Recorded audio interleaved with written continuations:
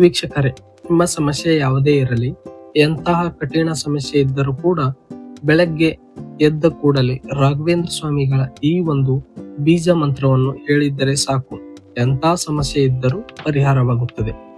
ಈ ಬೀಜ ಮಂತ್ರವನ್ನು 5 ಬಾರಿ ಜಪಿಸಿದರೆ ಸಾಕು, ಸ್ವಯಂ ರಾಘವೇಂದ್ರ ಸ್ವಾಮಿಗಳೇ ಬಂದು ನಿಮ್ಮ ನೆರವಿಗೆ ನಿಲ್ತಾರೆ ಮತ್ತು ಅವರೇ ಈ ಸಮಸ್ಯೆಯನ್ನು ಬಗೆಹರಿಸುತ್ತಾರೆ.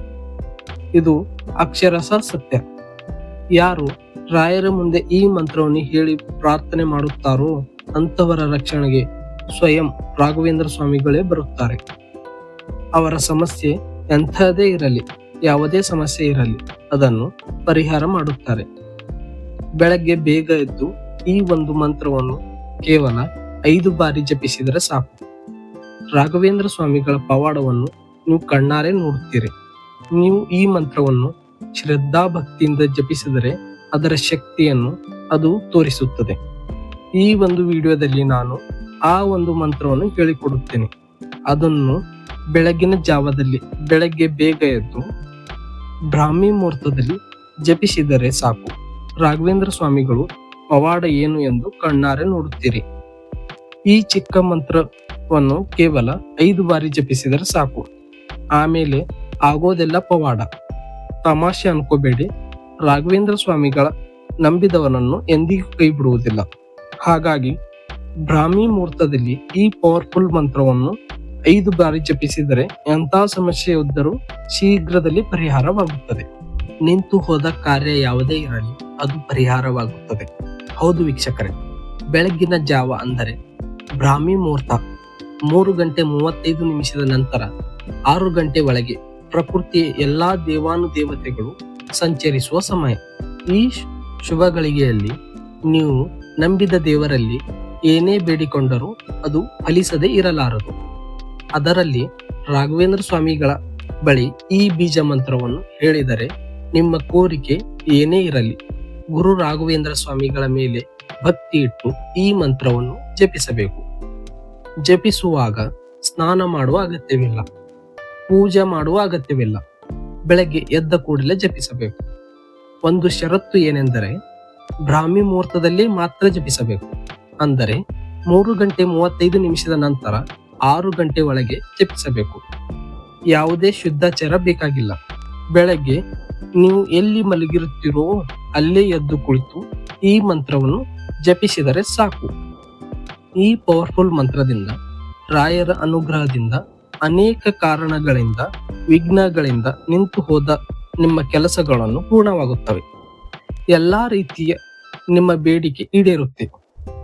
ತಡೆಯಲಾರದ ಕಷ್ಟ ಬಂದಿದ್ದರೂ, ಮುಟ್ಟಿದ್ದೆಲ್ಲ ಮಣ್ಣಾಗುತ್ತಿದ್ದರೂ, ದೌರ್ಭಾಗ್ಯ ಬೆನ್ನೆತ್ತಿದ್ದರೂ ಸ್ವಾಮಿಗಳ ಈ ಮಂತ್ರವನ್ನು ಜಪಿಸಿದರೆ ಸಾಕು.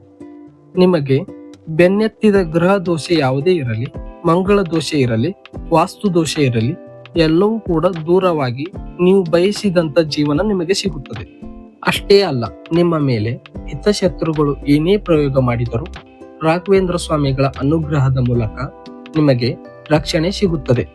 ಭಕ್ತಿಯಿಂದ ಪ್ರಾರ್ಥನೆ ಮಾಡುತ್ತಾ ನೀವೇ ಗತಿ ಅಂತ ಹೇಳಿ ನಿಮ್ಮ ಸಮಸ್ಯೆ ಯಾವುದೇ ಇರಲಿ, ಅದು ಖಂಡಿತವಾಗಿಯೂ ಪರಿಹಾರವಾಗಿ ಆಗುತ್ತದೆ. ಹಾಗಾದರೆ ಆ ಮಂತ್ರ ಯಾವುದು, ಯಾವ ರೀತಿ ಜಪಿಸಬೇಕು, ಯಾವ ತಪ್ಪುಗಳನ್ನು ನಾವು ಮಾಡಬಾರದು ಎಂದು ಸಂಪೂರ್ಣವಾಗಿ ತಿಳಿಸಿಕೊಡುತ್ತೇನೆ. ಪ್ರತಿಯೊಬ್ಬರು ಕೊನೆ ತನಕ ನೋಡಿ. ನೀವು ಗುರು ರಾಘವೇಂದ್ರ ಸ್ವಾಮಿಗಳ ಭಕ್ತರಾಗಿದ್ದರೆ ಕೂಡಲೇ ಲೈಕ್ ಮಾಡಿ. ಕಾಮೆಂಟ್ ಬಾಕ್ಸ್ ನಲ್ಲಿ ಓಂ ಶ್ರೀ ಗುರು ರಾಘವೇಂದ್ರಾಯ ನಮಃ ಅಂತ ಬರೆದು ನಂತರ ನಿಮ್ಮ ಕೋರಿಕೆಯನ್ನು ಬರೆದು ಕಾಮೆಂಟ್ ಮಾಡಿ. ಗುರು ರಾಘವೇಂದ್ರ ಸ್ವಾಮಿಗಳ ಕೃತಜ್ಞತೆಯನ್ನು ಸಲ್ಲಿಸಿ. ವೀಕ್ಷಕರೇ, ರಾಘವೇಂದ್ರ ಸ್ವಾಮಿಗಳ ಅಕ್ಷರಶಃ ದೈವಾಂತ ಸಂಭೂತರು. ಅದಕ್ಕೆ ಅವರನ್ನು ಕಲಿಯುಗದ ಕಾಮಧೇನು ಎಂದು ಕರೆಯುತ್ತಾರೆ. ಹೀಗೆ ನಂಬಿದ ಭಕ್ತರ ಉದ್ಧರಿಸುವ ರಾಘವೇಂದ್ರ ಸ್ವಾಮಿಗಳ ಮಹಿಮೆ ಅಪಾರ. ಇಂತಹ ರಾಘವೇಂದ್ರ ಸ್ವಾಮಿಗಳ ಮಂತ್ರವನ್ನು ಮುಂಜಾನೆ ಜಪಿಸಿದರೆ ಸಾಕು. ಪರಿಹಾರವಾಗದ ಸಮಸ್ಯೆ ಕೆಲವೇ ಗಂಟೆಗಳಲ್ಲಿ ಪರಿಹಾರವಾಗುತ್ತದೆ. ಇದು ತಮಾಷೆ ಅಲ್ಲ, ಭಕ್ತಿಯಿಂದ ಜಪಿಸಿ ನೋಡಿ. ನೀವೇ ಬಂದು ಕಾಮೆಂಟ್ ಬಾಕ್ಸ್ ಅಲ್ಲಿ ಕಾಮೆಂಟ್ ಮಾಡುತ್ತೀರಿ. ನಿಮ್ಮ ಸಮಸ್ಯೆ ಯಾವುದೇ ಇರಲಿ, ಸಂತಾನ ಭಾಗ್ಯದವರಿಗೆ ಸಂತಾನ, ಉದ್ಯೋಗ ಇಲ್ಲದವರಿಗೆ ಉದ್ಯೋಗ, ಹಣಕಾಸಿನ ಸಮಸ್ಯೆ ಇದ್ದವರಿಗೆ ಹಣಕಾಸಿನ ಹರಿವು ಪ್ರಾರಂಭವಾಗುತ್ತದೆ. ಸಾಲದ ಸಮಸ್ಯೆ ಇದ್ದರೆ ನಾನಾ ಮಾರ್ಗದಿಂದ ಹಣ ಹರಿದು ಬಂದು ರಾಯರು ಮುಕ್ತಿ ನೀಡುತ್ತಾರೆ. ಮನೆಯಲ್ಲಿ ಸತಿಪತಿ ಜಗಳ, ಅತ್ತೆ ಸೊಸೆ ಜಗಳ, ಆರೋಗ್ಯ ಸಮಸ್ಯೆ ಯಾವುದೇ ಇದ್ದರೂ ರಾಘವೇಂದ್ರ ಸ್ವಾಮಿಗಳಿಗೆ ಬೇಡಿಕೊಂಡರೆ ನಿಮ್ಮ ಸಮಸ್ಯೆ ಯಾವುದೇ ಇದ್ದರೂ ಕೆಲವೇ ಗಂಟೆಗಳಲ್ಲಿ ಪರಿಹಾರವಾಗುತ್ತದೆ. ವೈದ್ಯರಿಂದಲೂ ಗುಣಪಡಿಸಲಾಗದೇ ಇದ್ದರೂ ರಾಘವೇಂದ್ರ ಸ್ವಾಮಿಗಳ ಈ ಮಂತ್ರದಿಂದ ಕಾಯಿಲೆ ಗುಣವಾಗುತ್ತದೆ. ಎಲ್ಲೂ ಪರಿಹಾರವಾಗದೆ ಸಮಸ್ಯೆ ಇದ್ದರೂ ನೀವು ಮಾಡಬೇಕಾಗಿದ್ದು ಇಷ್ಟೇ: ಬೆಳಗಿನ ಬ್ರಾಹ್ಮಿ ಮುಹೂರ್ತದಲ್ಲಿ ಎದ್ದು ರಾಘವೇಂದ್ರ ಸ್ವಾಮಿಗಳನ್ನು ಮನಸ್ಸಿನಲ್ಲಿ ಸ್ಮರಿಸಿ ಸ್ವಾಮಿಗಳ ಪವರ್ಫುಲ್ ಮಂತ್ರವನ್ನು 5 ಬಾರಿ ಜಪಿಸಬೇಕು. ಈ ಒಂದು ಮಂತ್ರವನ್ನು ಜಪಿಸುವಾಗ ನೀವು ಕೆಲವೊಂದು ತಪ್ಪುಗಳನ್ನು ಮಾಡಬಾರದು. ಆ ತಪ್ಪು ಮುಖ್ಯವಾದುವು ಎಂದರೆ ಅಪನಂಬಿಕೆ. ಹೌದು, ತುಂಬಾ ಮಂದಿ ಅಪನಂಬಿಕೆಯಿಂದ ದೇವರನ್ನು ಪರೀಕ್ಷೆ ಮಾಡಿ ನೋಡೋಣ ಎಂದು ಮಂತ್ರವನ್ನು ಜಪಿಸುತ್ತಾರೆ. ಅವರಿಗೆ ದೇವರ ಮೇಲೆ ನಂಬಿಕೆ ಇರುವುದಿಲ್ಲ. ಈ ರೀತಿ ಜಪಿಸಿದರೆ ಅದು ವ್ಯರ್ಥವಾಗುತ್ತದೆ. ಅಪನಂಬಿಕೆಯಿಂದ ಈ ಮಂತ್ರವನ್ನು ಜಪಿಸಿದರೆ ನಿಮ್ಮ ಮೇಲೆ ನಕಾರಾತ್ಮಕ ಪರಿಣಾಮ ಬೀರುತ್ತೆ. ನಂಬಿಕೆ ಇದ್ದರೆ ಮಾತ್ರ ಈ ಮಂತ್ರವನ್ನು ಜಪಿಸಬೇಕು, ಇಲ್ಲ ಅಂದರೆ ಜಪಿಸಬಾರದು. ಈ ಮಂತ್ರ ಬ್ರಾಹ್ಮಿ ಮುಹೂರ್ತದಲ್ಲಿ ಜಪಿಸುವ ಮಂತ್ರ, ಅಂದರೆ ನೀವು 6 ಗಂಟೆ ಒಳಗೆ ಈ ಮಂತ್ರವನ್ನು ಜಪಿಸಬೇಕು. ಈ ಮಂತ್ರ ಜಪಿಸುವಾಗ ಯಾವುದೇ ಶುದ್ಧಾಚಾರ ಬೇಕಾಗಿಲ್ಲ. ಜಪ ಮಾಡುವ, ಪೂಜೆ ಮಾಡುವ ಅಗತ್ಯವಿಲ್ಲ. ಸ್ನಾನ ಮಾಡುವ ಅಗತ್ಯವಿಲ್ಲ. ಎಲ್ಲಿ ಮಲಗಿದ್ದೀರಿ ಅಲ್ಲೇ ಎದ್ದು ಕುಳಿತು ಜಪಿಸಬೇಕು. ಯಾವ ಕೆಲಸ, ಯಾವ ಉದ್ದೇಶ ಆಗಬೇಕು, ಯಾವ ಅಪೂರ್ಣವಾದ ಕೆಲಸ ಆಗಬೇಕು ಎಂದು ಮನಸ್ಸಿನಲ್ಲಿ ಸಂಕಲ್ಪಿಸಿ ಈ ಮಂತ್ರವನ್ನು 5 ಬಾರಿ ಜಪಿಸಬೇಕು. ಸುಮಾರು ವರ್ಷದಿಂದ ಮನೆ ಕಟ್ಟಬೇಕೆಂದರೆ ಮನೆ ಆಗಬೇಕು, ಹಣಕಾಸಿನ ಸಮಸ್ಯೆಯಿಂದ ನಮ್ಮ ಮನೆ ಪೂರ್ಣವಾಗುತ್ತಿಲ್ಲ ಎಂದು ರಾಯರ ಬಳಿ ಪ್ರಾರ್ಥಿಸಬೇಕು. ನಂತರ ಈ ಮಂತ್ರವನ್ನು 5 ಬಾರಿ ಜಪಿಸಬೇಕು. ನಿಮ್ಮ ಮನೆ ಯಾವ ರೀತಿ ಸಂಪೂರ್ಣವಾಗುತ್ತೆ ಎಂದು ನೀವು ನೋಡ್ತೀರಿ. ವೀಕ್ಷಕರೇ, ನೀವಿನ್ನು ಮೊದಲ ಬಾರಿ ನೋಡುತ್ತಿದ್ದರೆ ಲೈಕ್ ಮಾಡಿ ಮತ್ತು ಹೆಚ್ಚಿನ ವಿಡಿಯೋಗಳಿಗಾಗಿ ನಮ್ಮ ಚಾನೆಲ್ ಅನ್ನು ಸಬ್ಸ್ಕ್ರೈಬ್ ಮಾಡಿ. ವೀಕ್ಷಕರೇ, ನೀವು ಬೆಳಗ್ಗೆ ಬೇಗ ಎದ್ದೇಳಬೇಕು. ನೀವು ಎಲ್ಲಿ ಮಲಗಿದ್ದೀರಿ ಎದ್ದು ಕುಳಿತುಕೊಂಡು ಕಣ್ಣು ಮುಚ್ಚಿಕೊಂಡು ರಾಘವೇಂದ್ರ ಸ್ವಾಮಿಗಳನ್ನು ಸ್ಮರಿಸಿಕೊಂಡು ಈ ಮಂತ್ರವನ್ನು 5 ಬಾರಿ ಮನಸ್ಸಿನಲ್ಲಿ ಉಚ್ಚರಿಸಬೇಕು.